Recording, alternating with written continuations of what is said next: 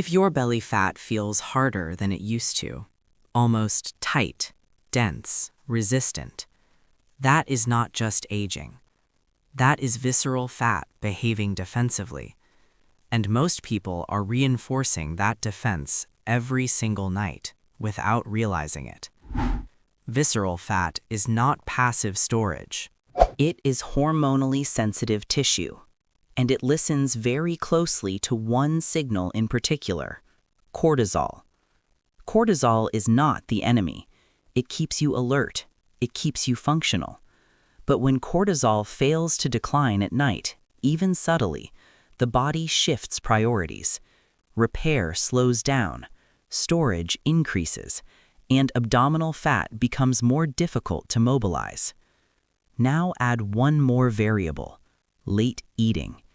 Every time you eat at 9, 10, or 11 p.m., insulin rises. Insulin and cortisol together create a metabolic environment that says energy may be needed, do not release it. You go to sleep in storage mode. And this is why many people try harder. They cut calories, they skip breakfast, they increase cardio. But if the hormonal signal never changes at night, the abdomen does not respond. And over time, the midsection thickens. Not because you lack discipline, because your hormonal rhythm is misaligned. There is a critical 3 to 4 hour window before sleep. During that time, 3 things must happen. Insulin must fall, blood glucose must stabilize, cortisol must decline naturally with your circadian rhythm. If that drop does not occur, visceral fat remains metabolically guarded. This is why closing the kitchen around 7 p.m. is not about calories. It is about creating a hormonal descent. Without that descent, there is no signal to shift into nocturnal fat mobilization. If you are between 35 and 50, under chronic stress, sleeping lightly, or dealing with mild insulin resistance, stopping food early can feel uncomfortable. Around 9 p.m., cravings begin. That is not weakness. It is unstable blood glucose interacting with elevated evening cortisol. When blood sugar dips, cortisol compensates. When cortisol rises, you crave quick carbohydrates. You eat. Insulin rises again. The drop never happens. The cycle repeats. So instead of using willpower, we create a buffer. 1 hour before bed. 2 tablespoons raw rolled oats. 1 tablespoon ground flaxseed. A pinch of cinnamon. Warm water. Let it sit 15 minutes. Do not cook it. This is not a snack. It is a metabolic stabilizer. When hydrated, soluble fibers form a viscous gel. That gel influences the night in 3 important ways. Beta-glucan from oats reduces rapid glucose swings. No sharp spike, no rapid crash at 2 to 3 a.m., no cortisol surge to correct it. Stable glucose allows deeper sleep cycles. Deep sleep supports growth hormone release. Growth hormone assists fat mobilization, indirectly but meaningfully. After 40, deep sleep naturally declines. Growth hormone release becomes more fragile, and stress blunts it even further. Soluble fiber binds bile acids in the intestine. When bile is excreted, the liver must synthesize more. To do that, it draws from circulating cholesterol. Over time, this supports healthier lipid handling and reduces inflammatory signaling that feeds visceral fat accumulation.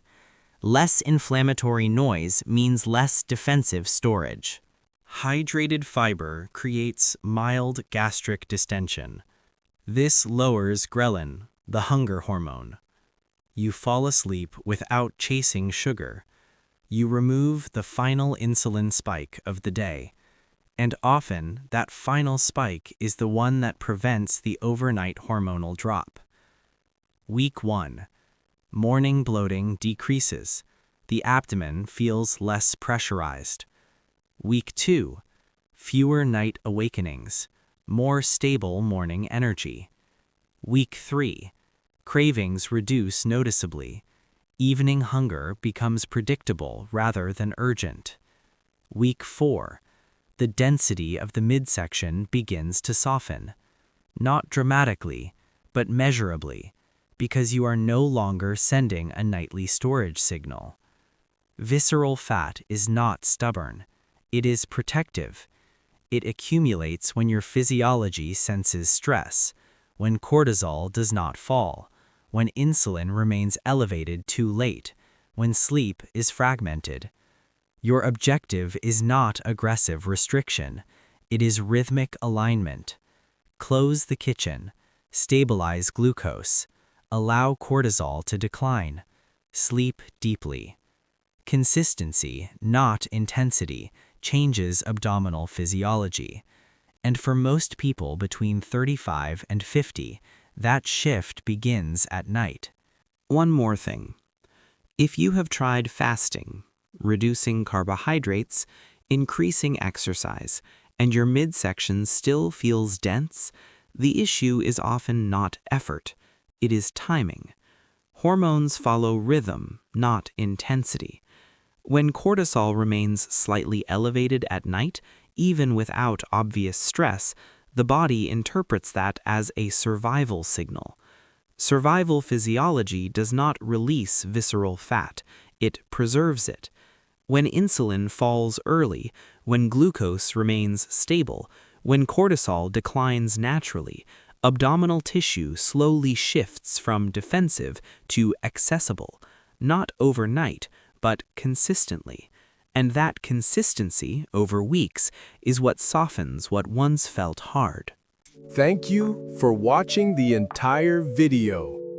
Don't forget to click like, subscribe to the channel, and turn on the notification bell so you don't miss the latest videos.